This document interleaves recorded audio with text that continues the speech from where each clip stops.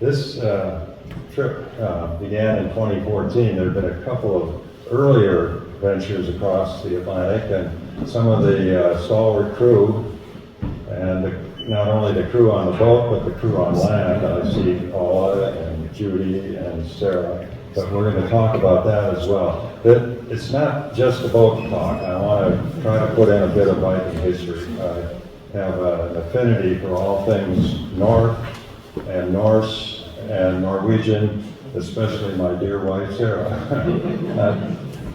In considering how to get, it's sort of a predicament. You create a predicament because you set out from Bayfield. Oh boy, we're going to Norway, and we told everybody between Bayfield and Bergen on that 2000 trip we were heading for Norway.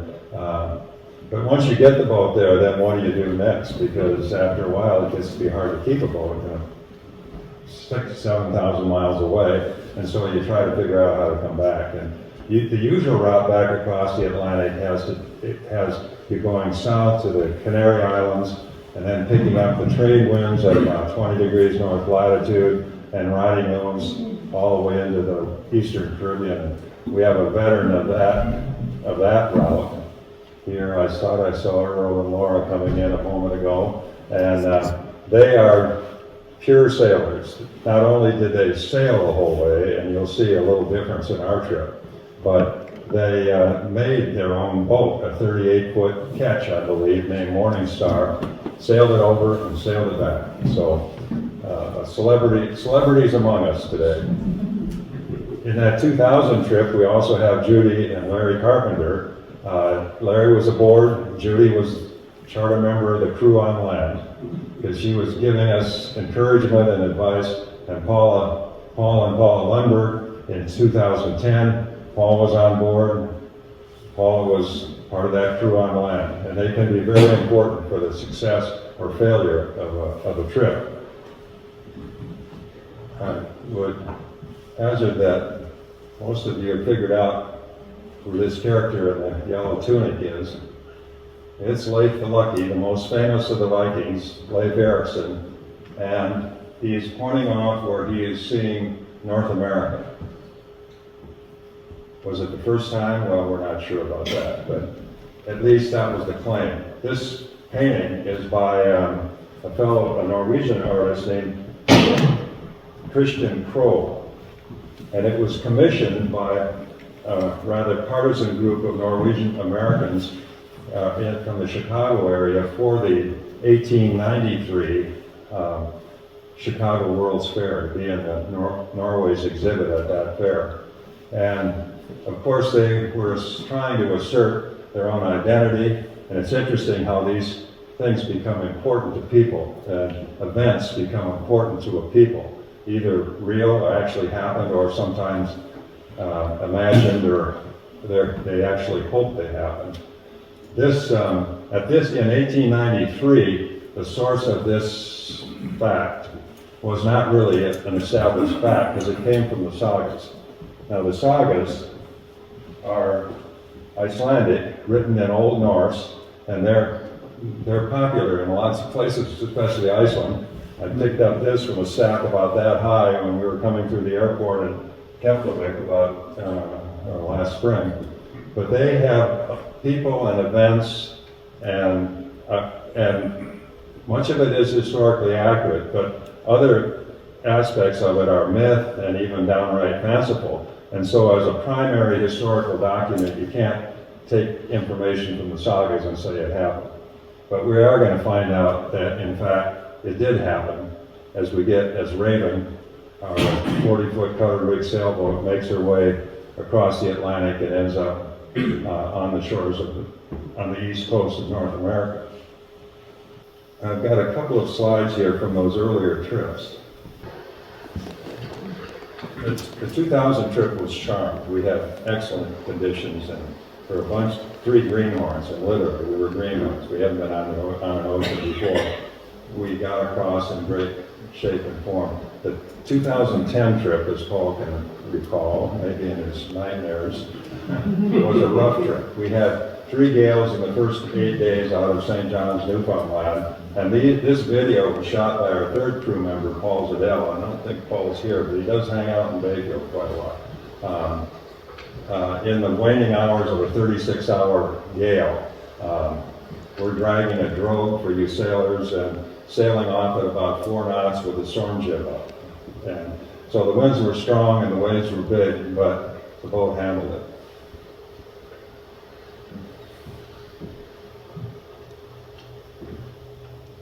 Now this looks equally frightening, but in fact it's not so bad. It's a big following sea about a day and a half or 2 days west of Ireland, as we were closing the Irish coast after 14 days at sea in that 31-foot boat. And it's not a big boat, but she handled those waves well. After the 2000 trip and the 2014 trip, Sarah and I spent quite a bit of time along the coast of Norway, taking in this spectacular landscape and deciding, well, in 2014, how we were going to get Raven, thinking then how we were going to get Raven back across the Atlantic. There's a poem by Tennyson that I like to try to remember and recite at least a few lines at the start that go, "Come, my friends, 'tis not too late to seek a newer world. Push off and sitting well in order, smite the sounding furrow, for my purpose holds to sail beyond the sunset and all the islands of the western sky." That poem was set, the main character is Odysseus of the Homeric epic poem fame from the Odyssey. And he's an aging man at that point and trying to consider what's next after all the great events of his life. And so, since none of us were exactly spring chickens on even that 2000 trip, it's always had a special appeal. Now the poem goes on, but I'm going to save that for later. But here I'm imagining some of the islands of the western sky. They're in fact coastal islands that are stretching out into the north in the Norwegian Sea, but they were part of the inspiration for me considering how to bring Raven home. We, as I mentioned, I have a great affinity for all things north and north, so the trade winds and palm trees and sand beaches and warm conditions didn't strike me the same way the northern route did. And here it is. This is kind of a schematized map, but I'll point out Norway, Oslo Fjord coming around the Bergen Islands, the Shetland Islands, Faroe Islands, Iceland, Greenland, and then on to North America, Newfoundland, the Gulf of St. Lawrence, and our great home lake, Lake Superior. That was our intended route, and it became more than an intention, as we'll see.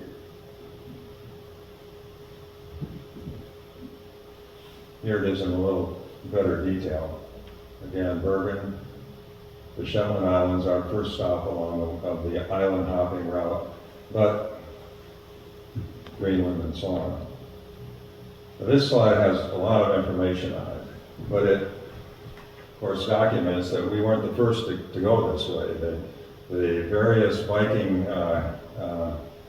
Norse people have been traversing these waters for more than 1,000 years. We could spend all day talking about it. If you divide it, the Danish Vikings moved down towards England, took over good portions of France, got Normandy ceded to them as a ransom so they wouldn't burn Paris. And they were in this early period, the Swedish Vikings headed through the Baltic and the great river systems of Eastern Europe, all the way to the Black Sea and then Constantinople and the Mediterranean beyond. The Norwegian Vikings traveled more west, from islands to islands, and each time they came in as marauding pirates, and they were vicious and skilled warriors, and they did some terrible things to a lot of the indigenous people, not just indigenous as we may think of it commonly today, but Parisians. They were there first, they were there when the Vikings arrived, or the English. But then they would rapidly transition, and this was the pattern all across their settlement, from conquerors, from an armed force, to merchants and tradesmen, and more importantly for Norwegians, farmers. They were always looking for arable land. There wasn't much of it, especially in Norway. And so when they came somewhere and took over, they wanted to farm as much as anything else. We'll touch on a few of these dates as we go further along. Now the crew. Aboard a functioning, now on display, but a functioning Viking ship in Captivate, Iceland, are Paul Hess on the left and Mark Hildy on the right. Now, I didn't have trouble recruiting crew for this because I knew Paul from his time. He had a boat in Bayfield for many years, and taught at those great courses that Sailboats Inc. put on for many years as well in Bayfield. And that's how I got to know Paul. But it turns out he and Mark were crew on this Viking ship that was built in all places near Moorhead, Minnesota, and in 1980 was trucked to Duluth, launched, and went from Duluth all the way to Bergen, Norway. And both Mark and, as I mentioned, Paul are on board. Now, the fourth member of this 2014 trip that we're talking about is Paul's son, Eric, and we'll meet Eric in greater detail later. Another crew member. Oh, back, the famous Viking ship. Now, how did this Viking age, which began technically a historically accurate date, 793, I think they were Danish Vikings that attacked and sacked a monastery just off the northeast coast of England called Lindisfarne, and that's sort of the beginning of the Viking age, and it really was an age. They dominated European, that time frame from 793 to the late 1100s with their various activity. And how did they do it? Well, I mentioned they were fierce warriors, but really the reason it happened was their boats. It's been described as a revolution in shipbuilding. They could be made from local material, usually oak. They were lap straight construction, but did have iron clinkers to fasten the different planks together. This is a little stylized, of course. I don't think the sails were necessarily multicolored, but they often had an imposing figurehead on board.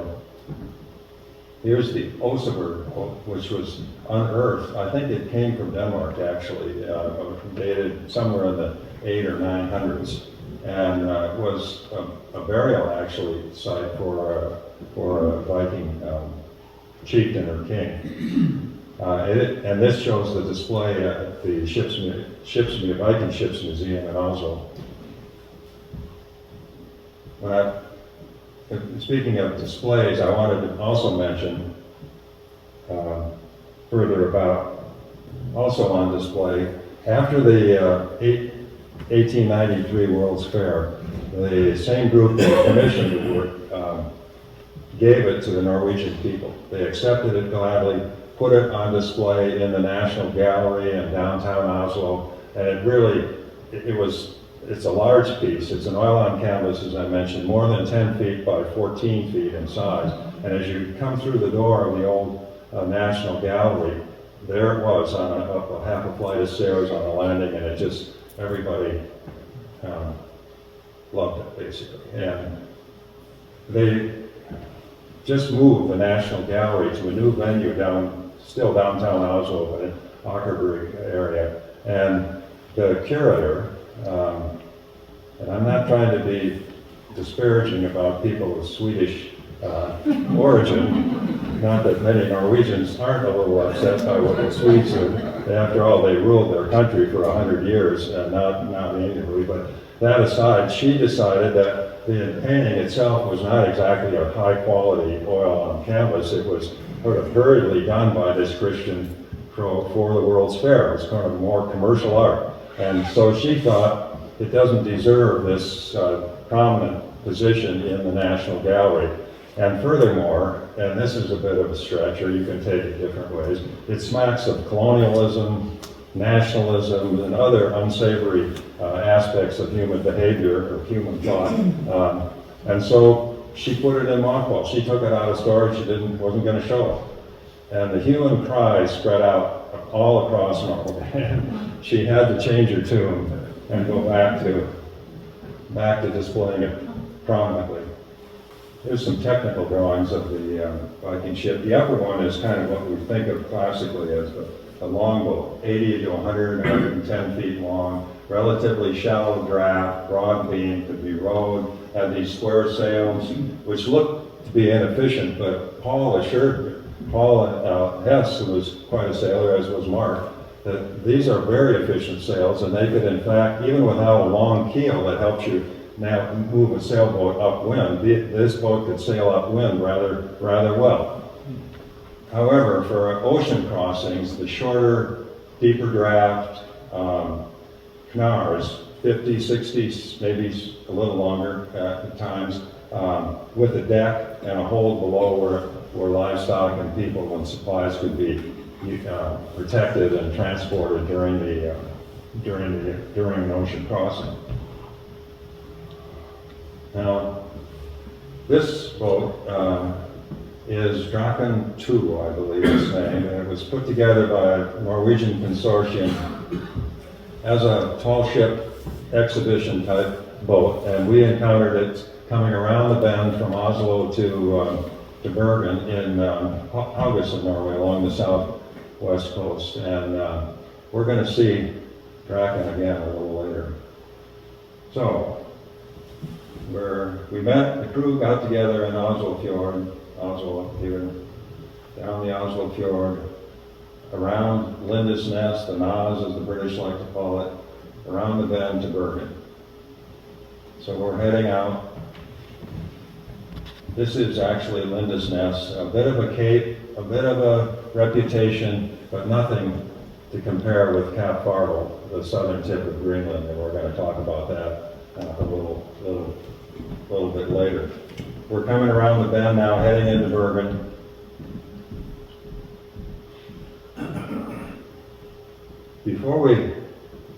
Actually this is Raven tied up at my family's compound, in a cluster of islands about 40 miles north of Bergen. They've been there for hundreds of years. It was the place of my maternal grandfather's birth. He left, at a young age, as many Norwegians did then. But we were there, tied up. I think that maybe Sarah standing on board now that I see it. And this place has become important to us. It's helped me a lot to have a spouse who speaks fluent Norwegian, because I can talk to these people or converse with them. But it's quite a famous place in the family lore. Not only is it the center of family activity, the kids are now building cabins on the land that they own all around it. But in this house, Christmas Eve of 1944, the family was together celebrating Christmas dinner, and the eldest son, Odd Rangavar, was their last name back then. My grandfather, not poor, he was happy to be in America, but went from Barrett Rangavar. When he hit the U.S. border, he became Bert Olson. So that was that. But he was 16 and was happy to be in the States, and so took it and shot. But the Rangavar clan was gathered there, and the eldest son, Odd, who had been actually imprisoned in Germany early in the war. The Nazis invaded Norway and occupied it from April of 1940 till about 45, when the war ended. And he had been involved in the resistance early on, and at that time got a jail sentence for it and served it and came home and went right back into the resistance again. The family was aiding a reconnaissance officer who was stationed on one of these little islands and monitoring the German troop and boat traffic there and sending out radio information on. But they had been found out, and Odd knew it, and they had to leave right now. They got on a boat that they owned, a small boat, went out to sea at night in rough weather, And fortunately, a rendezvous had been scheduled or arranged with a boat named Petra. And Petra is a great boat too. It's 103 feet or so long. It has a big diesel engine. Was gifted by the U.S. Navy to Norway, probably shepherded through by FDR, who was really trying hard to help Europe and Norway in particular during World War II. And it could make 23 knots and outrun all the German patrol boats. So the Hydra, fortunately, they were able to rendezvous with the Hydra on Christmas that night. I went aboard with an axe, chopped a hole in the boat they'd come out in so that it would sink or scuttle it, and hopefully delay the discovery of their exit or escape a few days before the Nazis were coming for them. So they went on to Shetland, as Nora, my mother's first cousin, like an aunt to me, now 100 years old, still living there, described in full storm. So Hydra had to slow down and make about 10 knots, but they got there safely, and that's what counted. So, we're in Bergen, and we're heading for Lerberg in the Shetland Islands.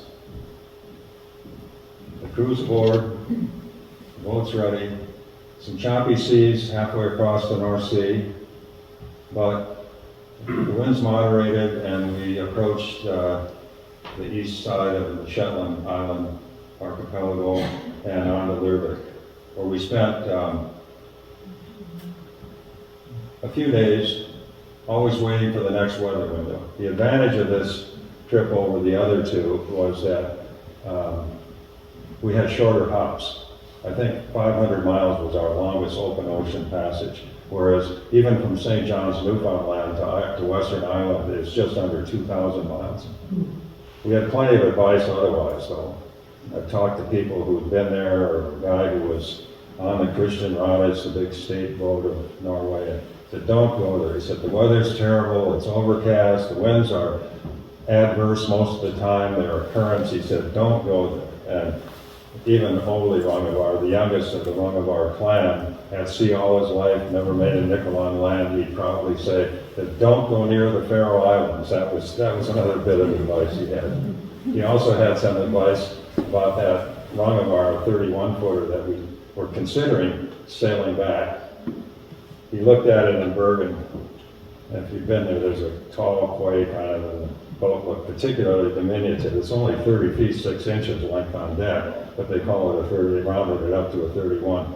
And he turns to Sarah and said, Americana, den var so optimistica. And then he followed up with a translated bit of advice when we were thinking about trying to sail this route back in that boat. You made it once in that little boat, don't push your luck. That's how the translation went. But here's Lervik. There's a strong Norse presence even in the Shetland Islands now. It's part of Scotland, as are the Orkneys and the Hebrides. But the Vikings invaded and occupied Shetland, displacing the Picts and the Celts, or the Celts, who were there first, and took it over not so long after Lindisfarne in the early 800s CE. Old Norse was spoken on Shetland until the 1800s. And actually, interestingly, a group in the Orkneys, they are clustered islands just south of the Shetlands on your way to Scotland, had actually recently petitioned Norway to become a protectorate. So they went out of Scotland and back into Norway. Now here's Draken 2. They came in a bunch of racket in the middle of the night when we were trying to get sleep to head for the Faroe Islands next. But if you look closely, the mast, or part of the mast, is now strapped to the side of this boat. On its maiden voyage, it had dismasted in strong, unexpected winds. At least I hope they were unexpected if they had that much sail up. But so they came in, but not to worry. This Viking ship has not only oars for transport if the sails aren't working, it had a 500 horsepower Caterpillar diesel in it. So that was rapid. But Paul and Mark were especially fond to go over and see that boat because it reminded them of the Yam Pumps, and they knew some of the crew on this new dock. So we're ready to head now from Leervik. This doesn't show, but there's a channel up through here, and off to the northwest. Some of the ruins along the way, and the last few rocky outcroppings before we head out onto the open ocean. We've come from Bergen, now Shetland, now we're on our way to the Faroe Islands. They're another cluster of islands, I think 17 in number. They were occupied, but not within about 20 or 30 years of the occupation and settlement in Shetland. The Norse Vikings and Norse settlers were on their way to the Faroe Islands to take over those as well. The biggest town is Tórshavn here in the south, kind of the southeast part of the island cluster. And we're in nice conditions. It's another sailboat out.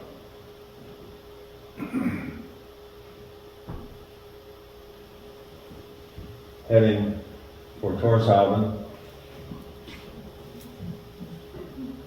I guess 12, 14, 15,000 people.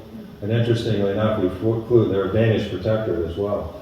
Flew the Danish courtesy flag, and someone on the dock right away said, "Why you got that up?" I said, "Well, Denmark, you know, that's what we got on board for a courtesy flag." Said, "Go get yourself a Faroe Island flag." Because they were trying to assert their independence, I guess. So kind of a mix of new and old. See the sod roof on these warehouses.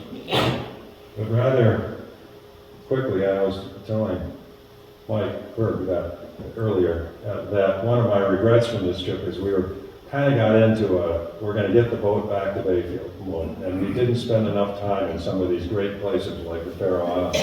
We were moving on whenever we had a weather window, and that was too soon in retrospect.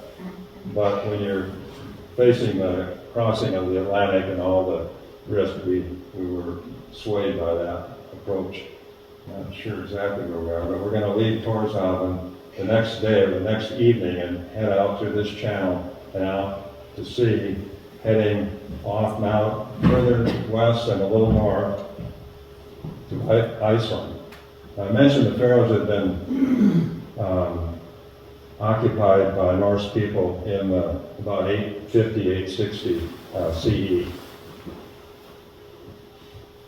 There was a Raven Floki, that's his popular name. I think Vilgar Tharson, Raven Floki Vilgar Tharson was his actual name, but he became known as Raven Floki for a unique way of navigating. Now, there was no compass at that time. There was obviously no GPS or any of that radio direction finding kind of electronic navigational aids.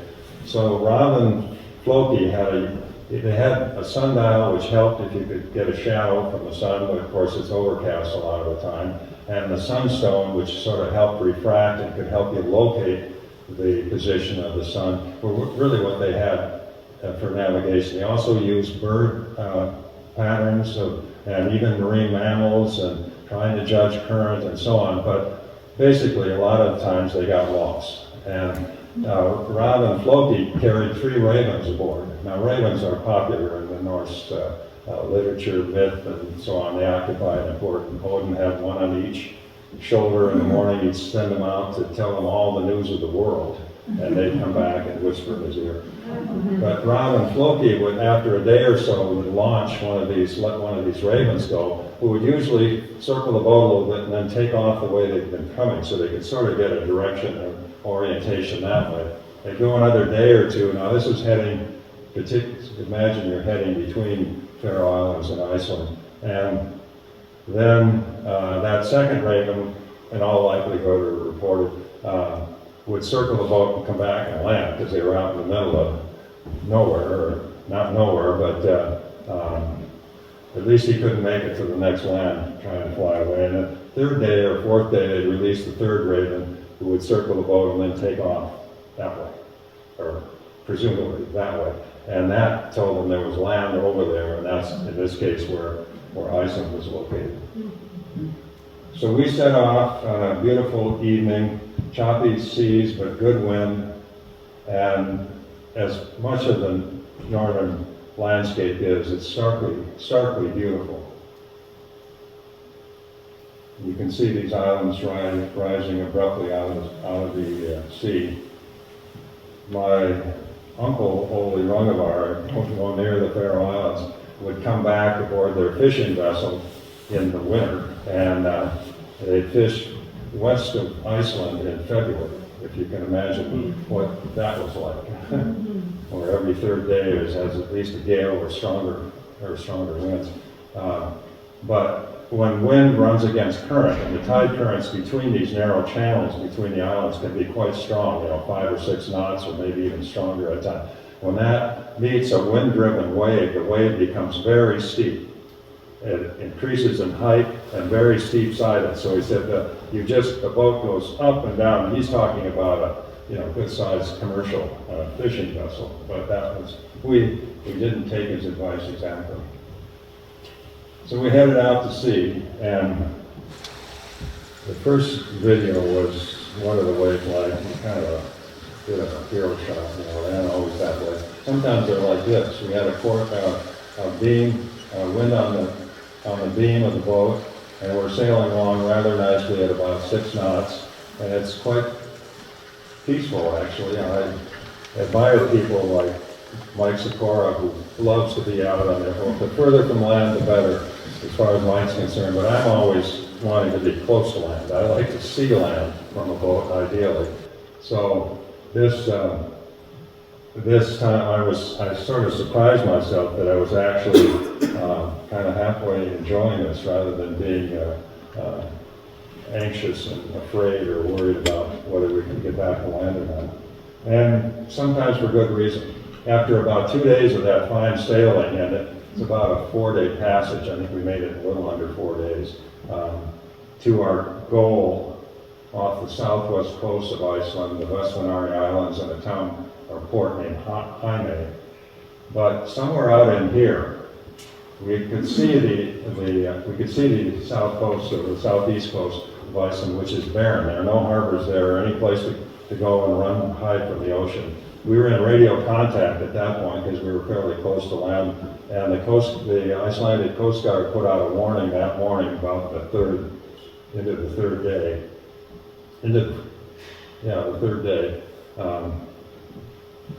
for a gale to commence in 8 to 12 hours, by their prediction, for the entire south coast of Iceland. Fortunately, we were only about 4 or 5 hours out of Jaime at that point, and going along in fairly calm, actually very calm, light winds and not much wave structure, heading for these rather stark volcanic origin islands called the Vestmannaeyjar Islands. And we got in there.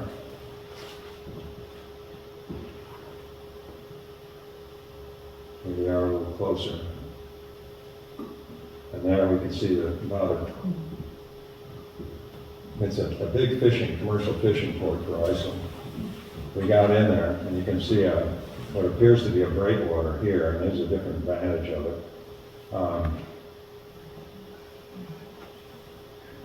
In the mid-70s, the volcano, which is off and to the right there, erupted, and the lava flows came down this side and threatened to actually close off the entire access to that port. And they brought fireboats out from the mainland that literally hosed down the lava as it got into the water and cooled it off enough that it solidified here and didn't block off the harbor. In fact, it made a really good breakwater because you make a little S-turn going around it, but you're no longer open to the east. And so we were quite relieved to get in and get tied up, and a couple days later, Irish boat came into Jaime, and I walked over just to say hello, and then they kind of checked out our schedule and our itinerary and stuff. They go, really? What was it like?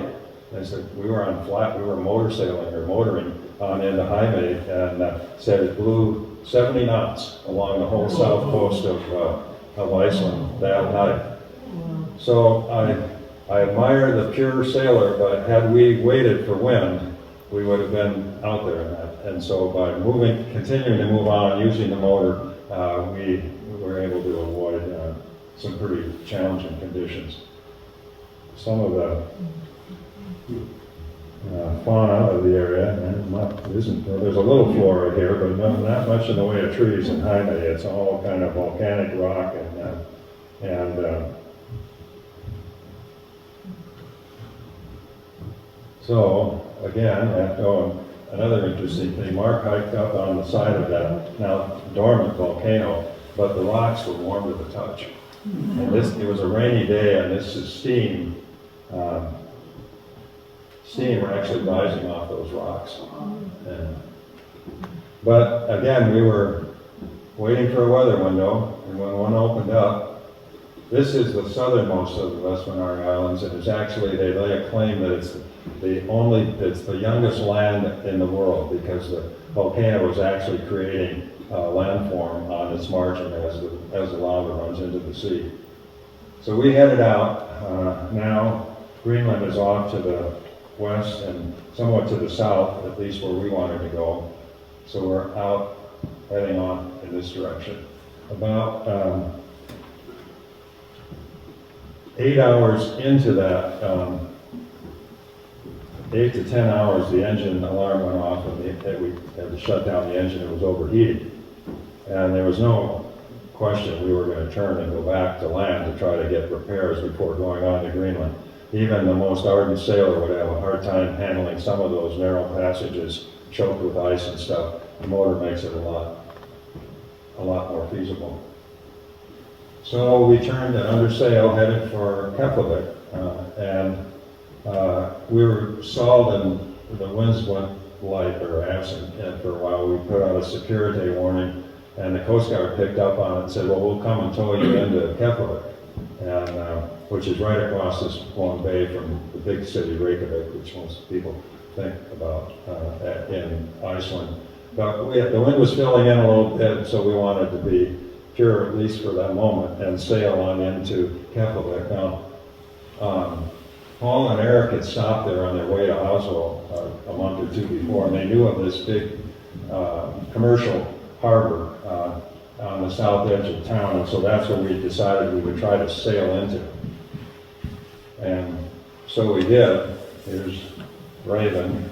At first we tied up against this rather rugged seawall, not your typical marina type tie-up place, but that's what we did. And then on local advice, they said, go tie up to those other boats, because they're going up and down with the tide, and you won't have to, the tide's about 16 or 18 feet in that harbor, so you can constantly retie your dock lines so that they didn't get too slack or too tight. So we tied up there.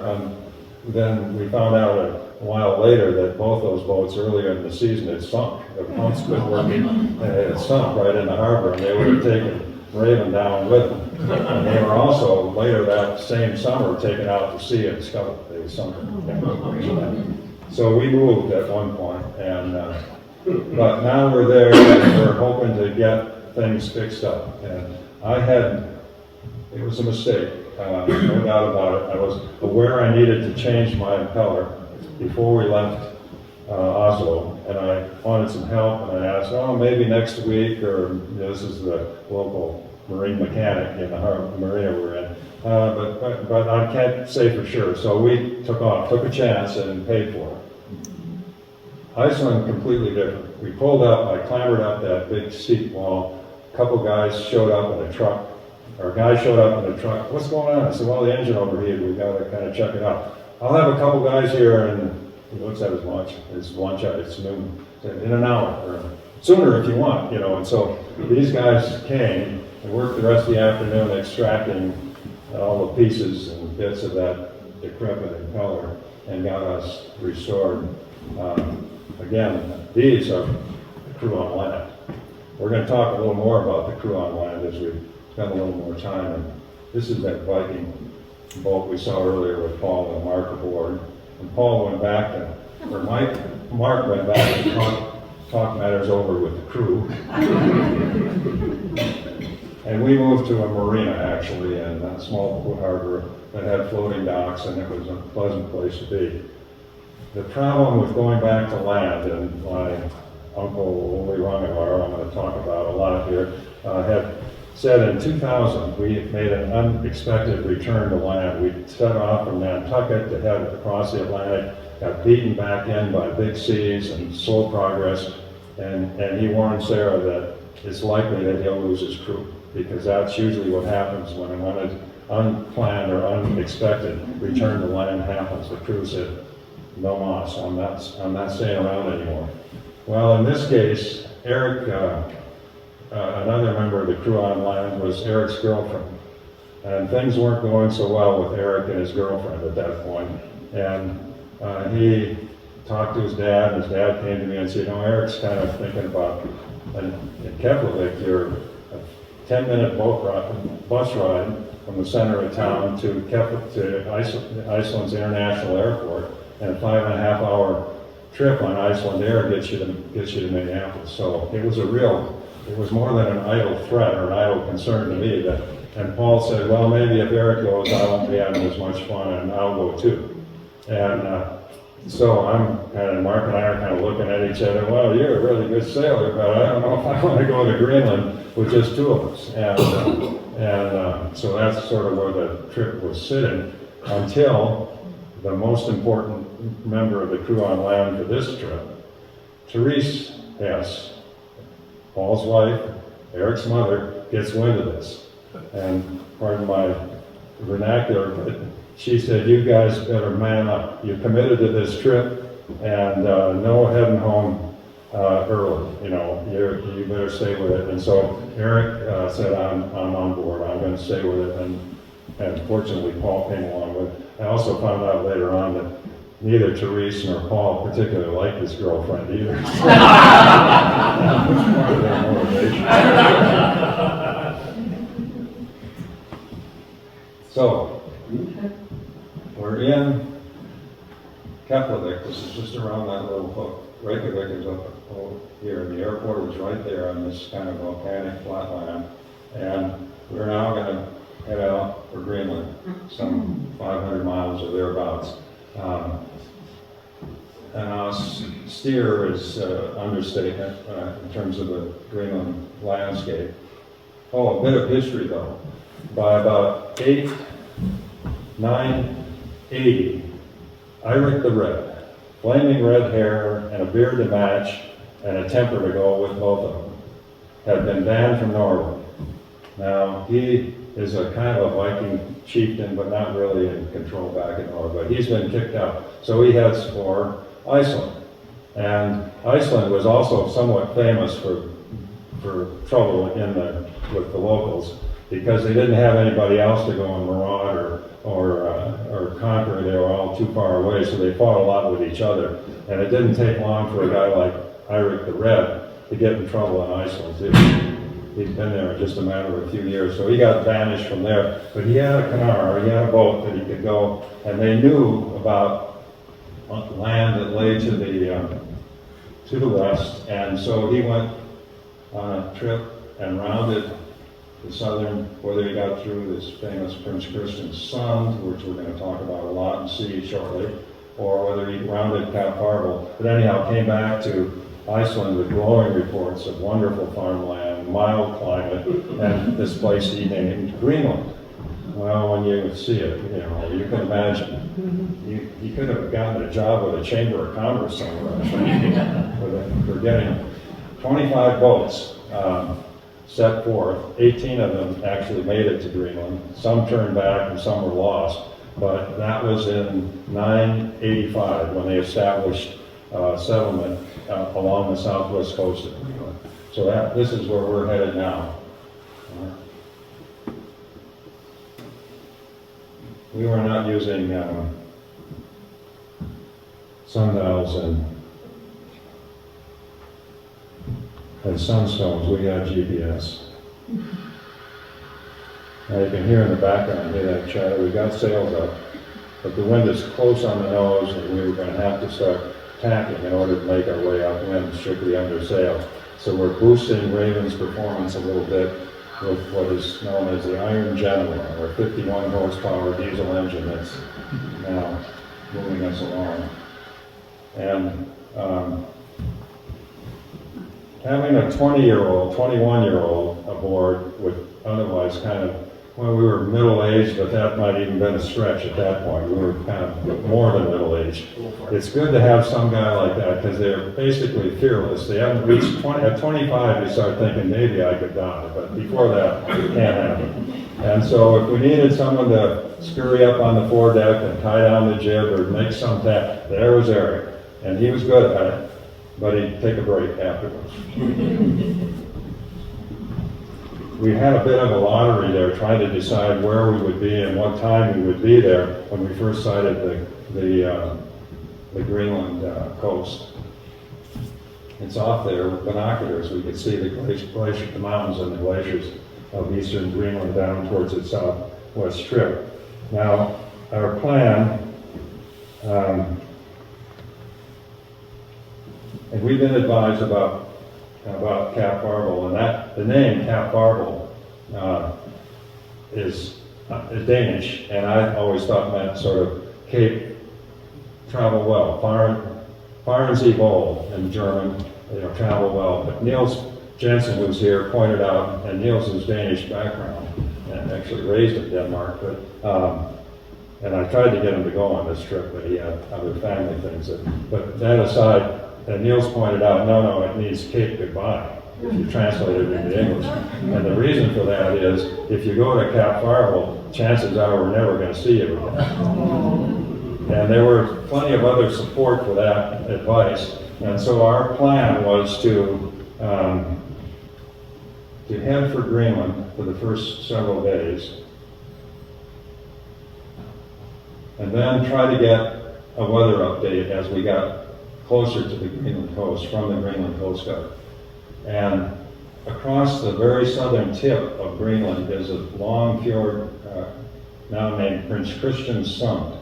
And it's unique because it opens on the east, and it also opens to the west. So you can get through that area about 20 or 30 miles north of the infamous Cap Farvel. So that was our plan, and it's ice choked most of the year. But our delay in Iceland, because of motor trouble, allowed Prince Christian Sund to open up. And we contacted the Greenland Coast Guard, and they said, yes, for the last 4 days or 5 days, small boats have been getting through Prince Christian Sund. And so we committed to heading for Greenland, as opposed to the alternative, which was to say 75 or 100 miles offshore and go straight on to Labrador. So that was fortuitous, but after we committed to doing it, we've been getting short-term weather briefings and picked our routes, our times to leave and routes accordingly. There had been a predicted low somewhere off here off to the southwest of Greenland in the Labrador Sea that was predicted to track off to the southeast. Then we were getting radio weather briefings that said, no, the low is now doing this. It's coming around Cap Farvel and going to track to the northeast. So we are in its bullseye. It hasn't gotten gale force yet or storm force yet, but it's coming.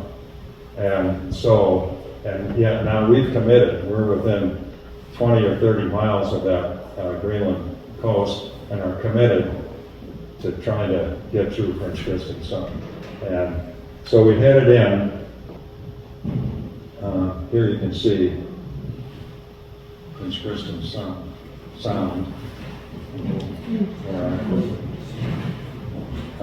Cap Farvel is here.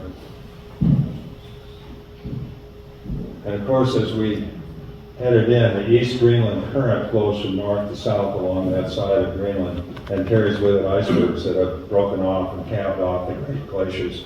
The ice cap on Greenland, I think, is estimated to be 10 or 11,000 feet thick. It's suppressed the whole landmass to below sea level. And these big glaciers, are making commensurate sized icebergs. And it seemed, as we were coming down, like bad luck because the glaciers, the icebergs seem to be lining up like a picket fence right in front of the entrance to Prince Christian Sund, and we've got this low coming around Cap Barble, and so we're getting a little bit anxious at that point. But fortunately, it's cold now too. We sailed south a ways and then turned, and were able to sort of come in around the end of those of that wall of icebergs. And now we are actually entering Prince Christian Sund. It's a rather dramatic landscape, but I have to say that I imagine that those people who accompanied Eirik the Red in that first settlement effort thought they'd been sold a bill of goods. And maybe they had. The glaciers, or the rock walls rise right out to sea. If you wanted to go as a rock climber and do some of those walls, try to attempt some of those walls, you'd need a boat because you can't hike over to the base and start up the mountain. And they send off, these glaciers were sending off smaller pieces of ice. They're called bergy bits or growlers, and most of the time if you can see them, you can steer around them. And other times this so-called brash ice here, some of that is light enough that you can actually plow through it. We keep a watch on the bow, and they give signals to the helmsman, and we made our way through Prince Christian Sund. There's one of those jagged peaks. This is about the size of El Cap, I guess, is El Capitan in Yosemite. More mountains. About the only navigational aid in the 75 or 80 miles was this post. It kind of helped us know where we were. Well, you know, with the GPS, you know where you are, and that's a big, big help. I think between GPS and radar, we're probably 90% safer than the old mariners because we know where we are and we can see what's ahead in foggy or dark conditions. But there was a little village we've been told about, Apatale, about two-thirds of the way through Prince Christian Sund, and that's where we wanted to go. And we didn't, we'd come out here and around a little bend. We knew there was a little bay there. We had the anchor out. We didn't know what we were going to find. And we came, and we'd have to maybe drop the anchor in a hurry because we were strong winds from the north and so on. But all of that just kept taken care of. We came around the bend, and we saw about 4 or 5 other so-called pleasure boats in the marina parlance tied up there. And so we went on in, and they helped us with our lines, and we had a great time. A kind of, not a reunion because we didn't know each other, but the boat right next to us was a steel Swedish boat, mid-40s, I think, and a family boat with 2 young girls who were kind of grade school or primary school age, busy studying, reading and writing. This family were completing a circumnavigation of the world. They inherited some money. They decided we're going to buy a boat and sail around the world, the whole family. And so these girls were on their way back to Sweden now to start school again. And it was kind of fun to talk to them. Again, another big mountain rising right up from Apatale. We're somewhere out in here now. And good weather, boats, the other boats were all headed the other way. We were the only ones going west at that point. Everybody else was headed for Iceland. And we got involved in the little Norse bartering there. Someone wanted diesel, we had plenty of it, so we traded for something, I don't know. Akavit, maybe. Potatoes, who knows? Lutefisk. Yeah, lutefisk. But there was a big ruckus that morning because people were taking off and some people were going and stuff, so we got head down tied again. And then I decided, well, we'll head on to Nanantalik, which was the next larger village around the corners, so to speak. So we did. And more ice, some bigger icebergs. Again, these have come down from the east side of Greenland and are now probably hung up on the ocean floor. It's a 1-to-10 ratio or 1-to-9 ratio. What you see above is 1/10 of the mass of the iceberg. And so frequently, some of these taller icebergs are, 800 or 1,000 feet underneath the water. So as they get close to shore, they tend to hang up and stay put. some of them then melt away and are rather dramatic. Oh, I missed here. That's not a cloud. It's Cap Fargo. A big headland, very dramatic. This is as much as we saw of it, and as much as we wanted to see of it, frankly. So we headed on through some fairly narrow channels, and the countryside kind of opens up again a little bit. And I began to think, well, maybe by this time, these 18 boats that were still with Iric the Red could see, well, maybe there is a chance that we can farm in this country. And so they did. The Greenland settlements, there was a western and an eastern settlement from 985 really through the 1100s, the 1200s for a long time. It was a thriving community early on with good agricultural production, and interestingly enough, they had cornered, as Niels pointed out, if you were playing chess in the Middle Ages, or in the Dark Age, whatever, back about 1000 AD in Europe, chances are you were playing with a set of carved ivory figures that came through this Norse community in southwest Greenland, and they really controlled the ivory market in Europe for a couple of centuries. In addition to their now here the land even looks like it has more chance. Here's Nannertalik, some more hung up glaciers, and Raven tied up over here to another big Nordhaven 43. They would invite us aboard. We'd sit in these couches and stuff. We looked at Master and Commander one night on the big TV. It was kind of fun. But anyhow, they gave us advice about where to stop in Labrador, which was useful. So we, and it didn't. They were actually heading back to North America, and we were going to sort of buddy boat across, but they were in 7 or 7.5 knots. They left us in the dust. So.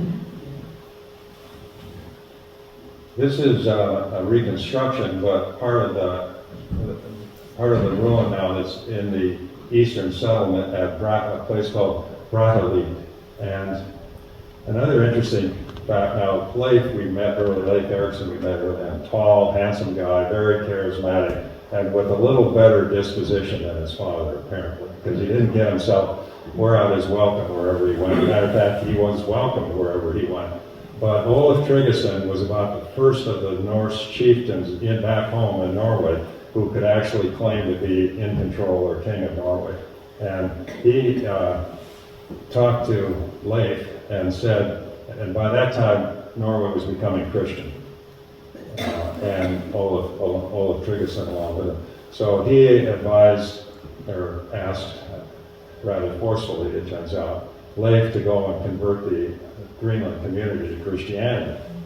And so he did, because if he didn't, Olaf, who had some of the old Viking way in him, offered that he would remove his guts. He would cut out his guts if he didn't become Christian and go ahead. And so Leif did. He became Christian, went on.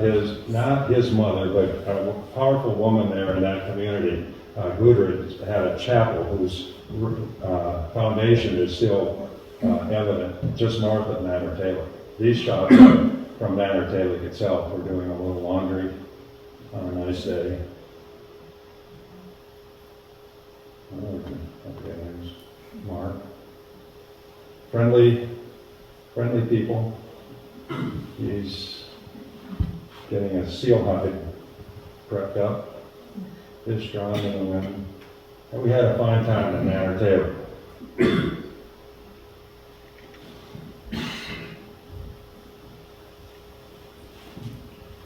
From the Greenland's, the settlements, the western and the eastern settlements, both boats would come and go from Norway, from Iceland regularly, and they brought supplies and they took things like ivory back with them, and that went on for several hundred years. During some of these trips, again, the navigation was challenging. A boat captained by one Bjarni Herlofsson, I think is his name, was blown off course, couldn't find the Greenland settlements, but did find some forested land that lay, by his estimation, off to the west. So Bjarne was probably somewhere out here in the Labrador Sea, and was carried close enough to land to see the coast of Labrador. Later, within a year or two, visited by Leif Erikson and named Markland because of the tall trees. Now, trees were a very precious commodity because Greenland is essentially treeless. In Iceland, there were trees, but it became deforested because they cut them all down for buildings fairly promptly. But to the dismay of his crew and the dismay of the people, once they did finally find their way to Greenland and the Red Settlement and Brattleheed, he didn't go up ashore. He didn't set foot on land, and they thought this was a big mistake. But Leif, who happened to be in the area, and he would shuttle back and forth a lot. He'd spend a winter in the British Isles and a winter in Norway, and he'd be back in Greenland or Iceland.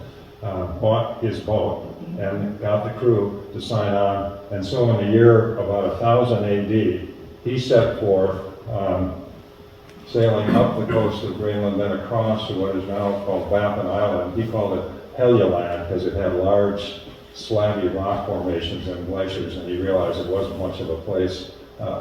He was a little more honest maybe than his father in saying that he really couldn't entice anybody to go there. But by the time he sailed south along Labrador, he encountered these trees, which he called Markland, and then he found some land further south that had a milder climate, abundant wild hay, and even a form of wild wheat, and most importantly, grapes, or more significantly, grapes, and hence the term Vinland. Now, in 1893, when we saw that in the World's Fair and all of that, there wasn't any hard archaeologic proof that the Norse people had actually been to North America 500 years earlier than Columbus. Columbus probably knew it, because it turns out Columbus, in all likelihood, was in Iceland before he set off, as every American school kid knows, in 1492, Columbus sailed the ocean blue. That he'd been in Iceland, was aware of the sagas and reports of land and settlements and so on. But now we're getting close to North America, and waited again for weatherman and then set off and had a rather easy crossing of the Labrador Sea, heading for that very southwest corner of Labrador. Now these icebergs are actually coming down from the west side of Greenland, and they were carried south by the Labrador current, and one of these icebergs is the one that got the Titanic out in the Grand Banks, or east of the Grand Banks. And Paul, some marine life, flat seas, we use the motor a lot. There's another iceberg. Paul got the sextant out. It was 165 feet above the so you can imagine it was probably 1,200 or 1,500 feet below the ice. Unfortunately, we had some foggy weather then, and that thing didn't show up on our radar. And so we were rather dismayed. And now it's getting dark at night, too. And so we slowed down, put a watch on the bow, and crept along until we had better visibility. But then closed the Labrador coast. We've come across now, we're heading for a place called Battle Harbor right here. Now, the hard archaeologic proof for a Viking presence in North America came with a husband-wife team of Norwegian archaeologists called Helge and Anna Ingstad. And they could read the sagas and had studied them and went about various places in the Maritimes and eastern Canada just asking the locals, and finally got to a place up here by St. Anthony and another place called Leansall Meadows. And they said, yeah, there's some kind of funny humps or something out north of town. We don't know what to make of, but they've been here as long as we have. And so they went out and started an archaeologic dig, and in fact found evidence of a well-established Norse community. It was probably not Vinland, because it's a rather stark, if you go on, you can get there by road, of course. It's a national, or a World Heritage Site, right, in the UN designation now. And So, but it probably was a staging camp for boat traffic that came and went from North America back to Greenland. Pretty town, nice to walk around after days at sea.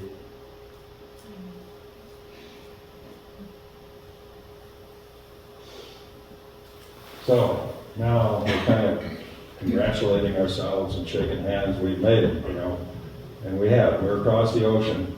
But then we started looking at the rest of the trip, and actually distance-wise, this is a little distorted on this projection of the map. But from here to Bayfield is almost the same amount of distance. So we had to move it. The thing that cinched it, it turns out, when you see the display at Lansdowne Meadows for our Norse community, was one iron pin. It's a long, thin pin with a loop that was only found in Scandinavia. And so when they unearthed that pin, they knew they had it. And that was the hard archaeologic proof that the 1893 Leif Erikson Society didn't have. But now we do have it. And so our course, well, you can't. Oh, this is a picture of some of the reconstruction now on a longhouse at Lansdowne Meadows.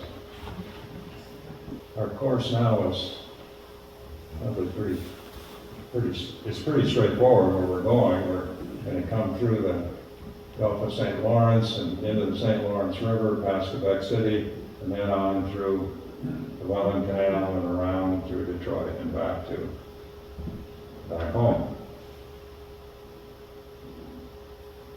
And so we set forth, now definitely in the delivery mode. We may have been a little too much in that mode when we were in a place like Greenland, and we should have stayed around a little longer. But this is the Straits of Belle Isle and the Lansdowne Meadows on that tip of northwestern Newfoundland is off just, we can see it. It's just off to the east. The weather's changing. There's spinnaker. Dolphins are good luck. We're always happy to see them, and they show up often. We did have one event with a whale though, on our way to Labrador. I just happened, you know, you're on autopilot, and you just kind of go along, and you're looking to see there isn't any other ship traffic. We didn't see any other boats the whole time. I think on only that 2000 trip did we see another freighter on any of our crossings. When we were in the middle of that gale in 2010, we were mid-Atlantic and completely alone. We're north of the shipping lanes, and there's nobody else around. But anyhow, this whale, I just happened to look up. I was back in the cockpit and saw this thing and changed the autopilot, clicked it off and steered around him. And I hollered at the crew, yeah, we just almost hit a whale. And so we have. And meanwhile, you know, we've all read Moby Dick and In the Heart of the Sea and that sort of thing. They all come out, wow, look. And Mark goes, he's turning around. Oh my goodness. But and I talked to somebody who knew whales better than I did later on. He said he was probably sleeping. Because, you know, they breathe air. They don't have gills. They have to breathe air. So he was probably asleep. And we had woken him up by coming close to him. And he was just kind of looking over his shoulder at what was that all about. And anyhow, he went on his merry way, and so did we.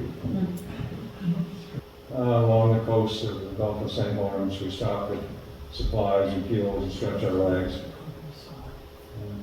A lot of locks along the St. Lawrence River. And going up, in 2010 we were coming down. It can be a quick trip, but we were against a steady 1.5 2-knot current. And we were not high priority for the weather's getting warmer. The Welland Canal bypasses the Niagara River and Niagara Falls. And we got there early in the morning, and hey, we're here, you know, nice guys, how about, you know, letting us lock up or lock through? Yeah, just stand by, we're going to get you in there shortly.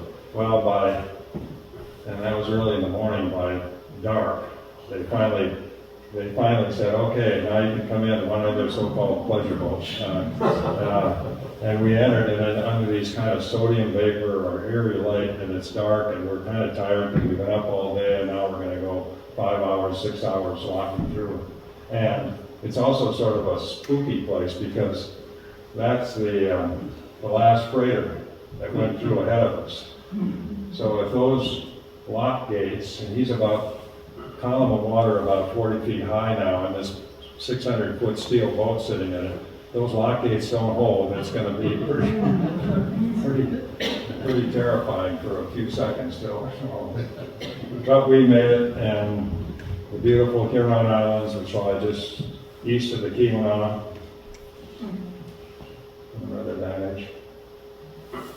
We had one shot on earlier, but as you see again, we're dealing with some different weather now, thunderstorms, and they're in some ways as frightening as even a threat of a gale. But we're on Lake Superior again. We spent our last night at Black River Harbor and got in there in moonlight late at night, and now we're underway, and I believe that's Bayfield and that's Port Superior, and we're heading for home. So here's the happy crew back in Port Superior, and here's the entire crew, the crew on land as well, and particularly important on that particular trip was Therese, who kept Eric and Paul engaged with the journey. Was he engaged? So now we're left with our memories of the trip, some spectacular scenery, some spectacular ice, and the rest of Tennyson's poem, if I can get my lines straight. It may be the great gulfs will wash us down, and we shall touch the happy isle and see the great Achilles, whom we knew. And though much is taken, much abides, and though we are not now that same strength which in days of old moved earth and heaven, that which we are, one equal temper of heroic hearts, made weak by time and fate, but strong in will, to strive, to seek, to find, and not to yield. Thank you.